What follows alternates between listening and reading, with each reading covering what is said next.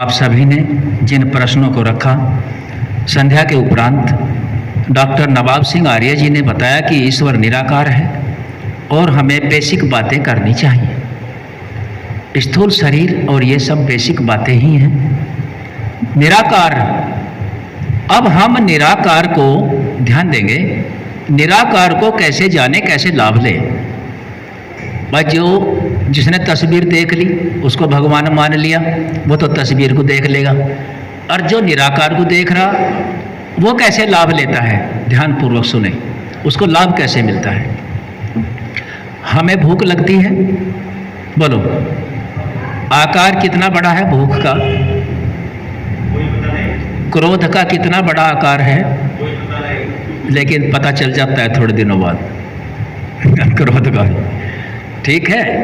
प्यास का कितना आकार है, हाँ, हमें प्यास के आकार का तो नहीं पता है, लेकिन इतना अवश्य पता है कि जल इसका निवारण है, ठीक है, समझ में आया।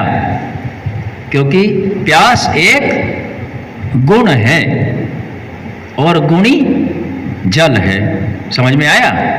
भूख भी एक गुण है और भोजन उसका गुणी है, समझ में आया। गुण और गुणी को समझ लेंगे।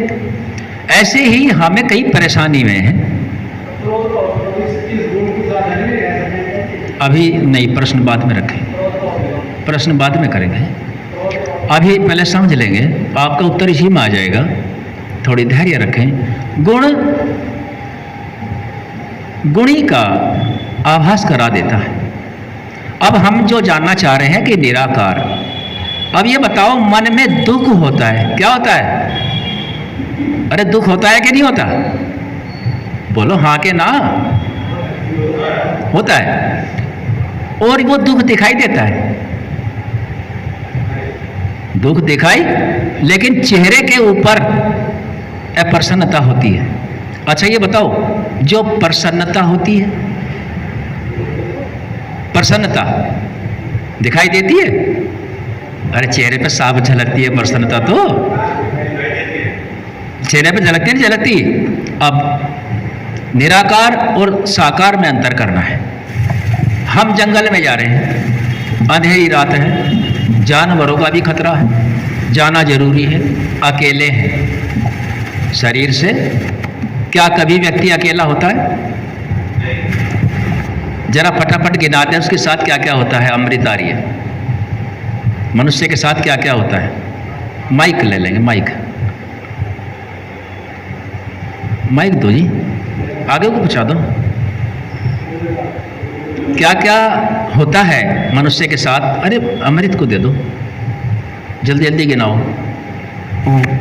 5 कर्मेंद्रिया, हाँ, 5 ज्ञानेंद्रिया, हाँ, मन, बुद्धि, हाँ, सूक्ष्म शरीर, स्थूल शरीर जी, और क्या होता है, और चित्त उसका पुराना, और क्या होता है, और उसका अनुभव, और क्या बताओ, बैठ जी को दो और बताएंगे। और भी बहुत सा सामान होता है। आत्मा की साथ 24 तत्व हैं, सूक्ष्म और स्थूल, ये सब धन्यवाद वैद जी आपका बहुत बहुत। अब जब मैं कह रहा हूँ अंधेरे में जा रहे हैं, जंगलों में डर है, सतपाल जी को देंगे। और क्या होता है साथ में,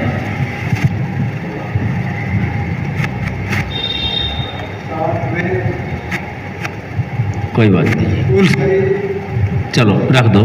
ये सब गिना दिए हैं अमृत आर्य ने। परमात्मा साथ नहीं होता क्या? तो आप उसे क्यों नहीं बोलना चाहते, उसे डरते हो? साथ रहता है। अरे परमात्मा साथ रहता है, हाँ जी, इससे कितने लोग सहमत हैं परमात्मा रहता है? बस सभी सहमत हैं। तो भूल गए आप हैं, हाँ, परमात्मा रहता है और तभी परमात्मा के गुणों का ध्यान करना होता है। क्या करना होता है? ध्यान। क्या कि वो सर्वत्र व्यापक है, सर्वरक्षक है, मैंने कोई नीच गलत काम नहीं कर रखा है, परमात्मा मेरी रक्षा अवश्य करेगा। इस सिद्धांत से एक बात सिद्ध होती है, जो क्लिष्ट और अक्लिष्ट दोनों कार्य करते हैं, क्लिष्ट कार्य करने वाला हमेशा डरता रहता है। बोलो डरता है कि नहीं डरता? डर है जी। चोरी करने वाला कितनी सफाई दे ले लेकिन उसका डर निकलने वाला नहीं है। कर्जा लेने वाला चाहे कितने साल गुजर जाओ हमेशा डरता ही रहेगा। वो डर देने वाला कौन है? अंधेरी रात है, कोई हमारे पास नहीं है, कोई खतरा नहीं है, अपनी खाट पे बैठे हैं लेकिन डर रहे हैं। वो डराने वाला कौन है? डराने वाला कौन है? परमात्मा नहीं डराता। परमात्मा दुष्टों का नाश नहीं करता। ये आप कर्म कर चुके हो। देखो बात समझा करो, मैं कहाँ बोल रहा हूँ।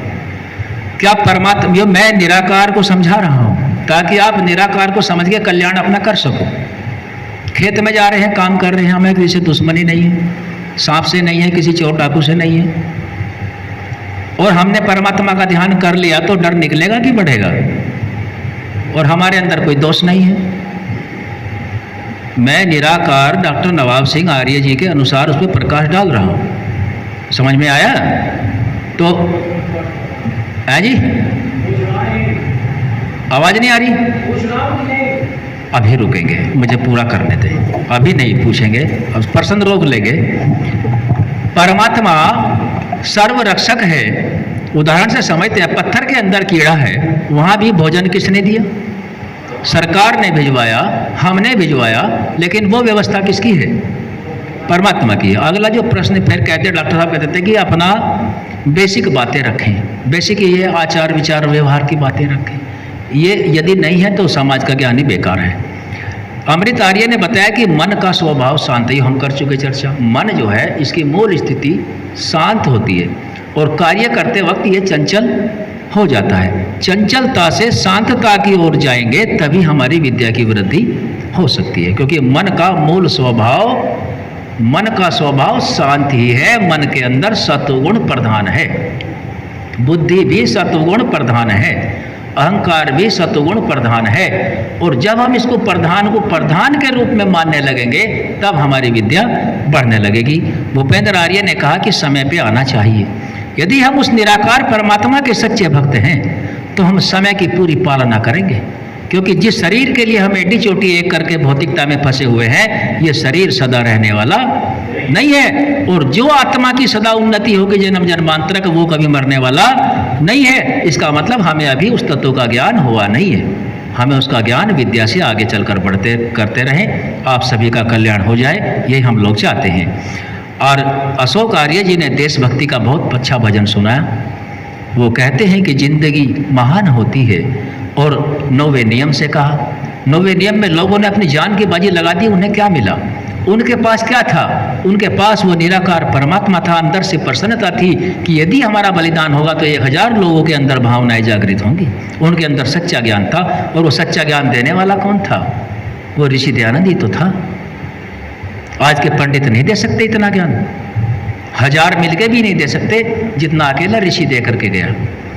और उसके बाद बाबूराम जी ने 6ठे नियम पर रखा कि 4 वेद ही संसार का उपकार करने में सहायक है। 4 वेदों का ज्ञान, वेदों के अनुसार जो ग्रंथ हैं वे सभी हम सभी का कल्याण करा सकते हैं। तो हम सभी ने आपस में जो अपने अपने वक्तव्य रखे, उन सभी का बहुत बहुत आभार, धन्यवाद। समाज राष्ट्र का कल्याण हो, और आप सभी स्वाध्याय पर थोड़ा थोड़ा घड़ा घड़ा जितना भी जिसका योग्य है लग जाएं। मेरी यही कामना और प्रार्थना है। ओम।